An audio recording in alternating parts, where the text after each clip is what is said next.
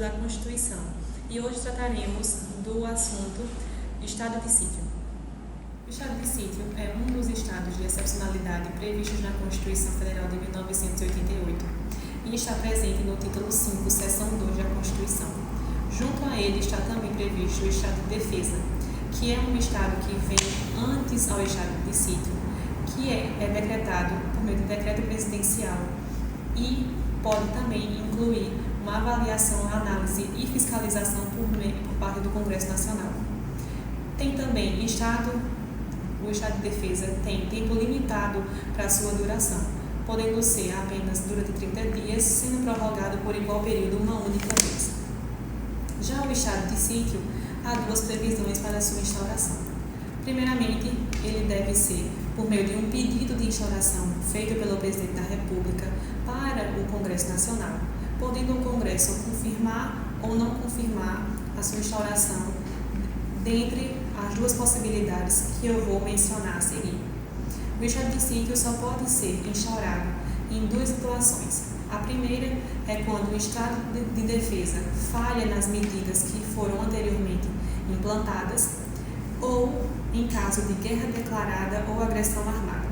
São essas duas únicas possibilidades que o Estado de Sítio pode ser instaurado. O Estado de Sítio, para definir, acontece em duas possibilidades. A primeira, como foi dito anteriormente, quando o Estado de Defesa falha nas medidas implantadas e então o Presidente da República encaminha ao Congresso Nacional um pedido de autorização para que o Estado com um pouco mais de ênfase nas medidas seja implantado. Ou ocorre na segunda possibilidade, em caso de guerra declarada, no caso declarada pelo Presidente da República, como é previsto pela Constituição de 88, ou em caso de agressão armada. Para a primeira possibilidade, no caso posterior ao Estado de Defesa, pode ser instaurado durante apenas 30 dias, sendo prorrogado por igual período uma única vez. Já para a segunda possibilidade, ele não tem tempo de duração previsto, podendo continuar enquanto perdurar o motivo pela sua decretação, no caso de agressão, no caso de guerra, no caso de uma violência extrema acontecendo no país. Uma outra coisa que nós devemos atentar é que o Estado de Sítio ocorre de forma nacional, não sendo local como é que ocorre no Estado de Defesa.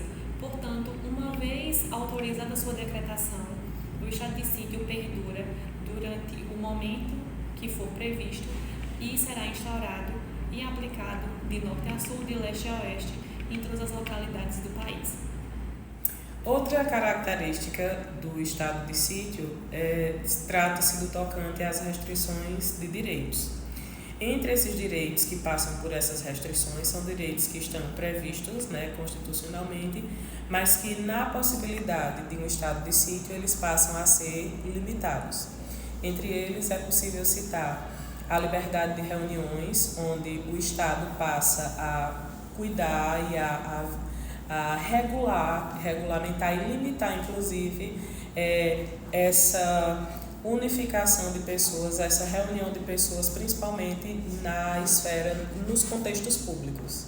Outra característica, outro direito, que é limitado, tem a ver com a inviolabilidade nas comunicações e nas correspondências, que nesse contexto do estado de sítio, havendo a necessidade, o governo, o Estado, enquanto Estado, tem o direito de acessar, inclusive, as correspondências particulares dos cidadãos.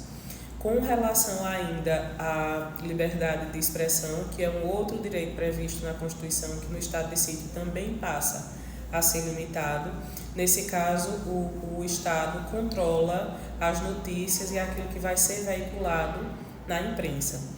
Outro direito que é limitado durante essa possibilidade, havendo a possibilidade ou a necessidade de um estado de sítio, tem a ver com a possibilidade de o Estado acessar os imóveis, as propriedades privadas, sem que haja a necessidade do mandato judicial. Essa é uma questão que vale ressaltar porque, em linhas gerais, em outras possibilidades, isso não seria possível, apenas no estado de sítio, dada a sua excepcionalidade. Outro direito que é que é garantido constitucionalmente que no estado do sítio ele passa a ser restringido, passa a ser limitado, tem a ver também com os habeas corpus, que em algumas situações o governo pode considerar inclusive como suspenso, né? Ele pode vir a suspender alguns mandados de segurança. Enrolei, pode cortar. Outro direito que, na possibilidade de um estado de sítio, pode vir a ser restrito é a intervenção em serviços públicos, que a depender da necessidade, o governo pode intervir em serviços do tipo transporte, energia, nesses serviços básicos.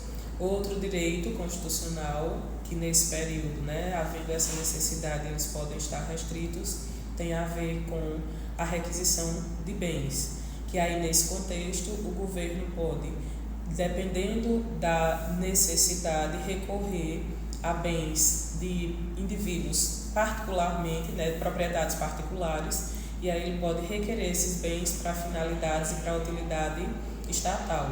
Bens como, por exemplo, veículos ou alguns equipamentos, havendo a depender da demanda.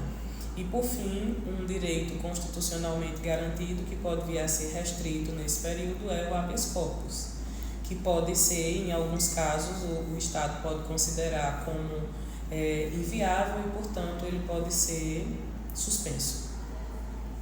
Eu vou falar sobre o papel do Congresso Nacional no estado de sítio. Primeiramente, o presidente da República não tem um poder absoluto para instaurar o estado de sítio. Ele precisa seguir um procedimento bem rigoroso. O passo inicial desse procedimento é a consulta ao Conselho da República e ao Conselho de Defesa Nacional, que são órgãos de assessoramento previstos pela Constituição. Após isso, o presidente ele submete o pedido ao Congresso Nacional, que tem a função de autorizar ou rejeitar a decretação. O Congresso ele tem um prazo de 24 horas para se manifestar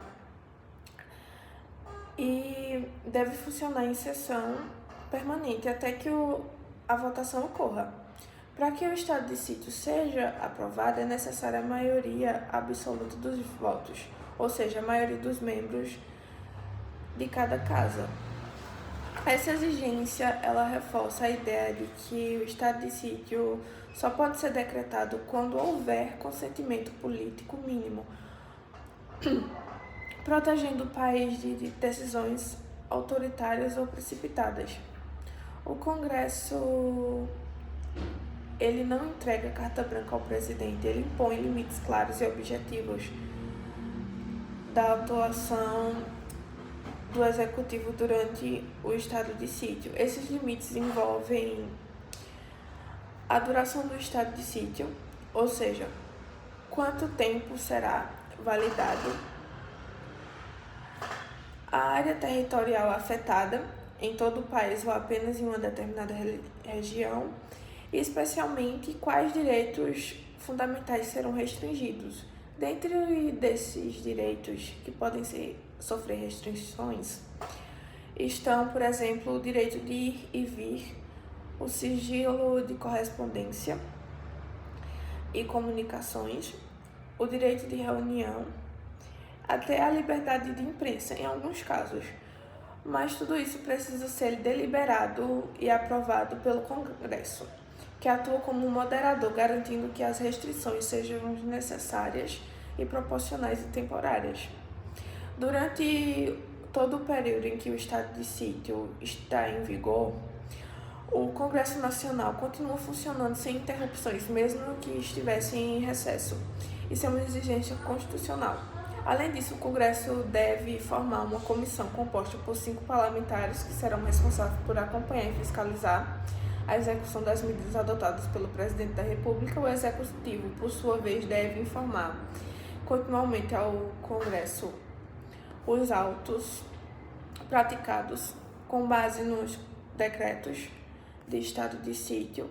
Essa prestação de contas é uma forma de manter a legalidade e evitar abusos de poder, garantindo que o governo continue submetido ao controle democrático, mesmo que em tempos de crise.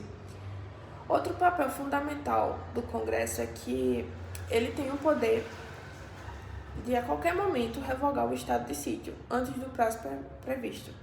Se entender que a situação emergencial foi superada ou se houver um desvio de finalidade da medida adotada É isso, pessoal. Esse foi o episódio de hoje. Agradecemos pela sua atenção e nos vemos no próximo episódio. Tchau, tchau!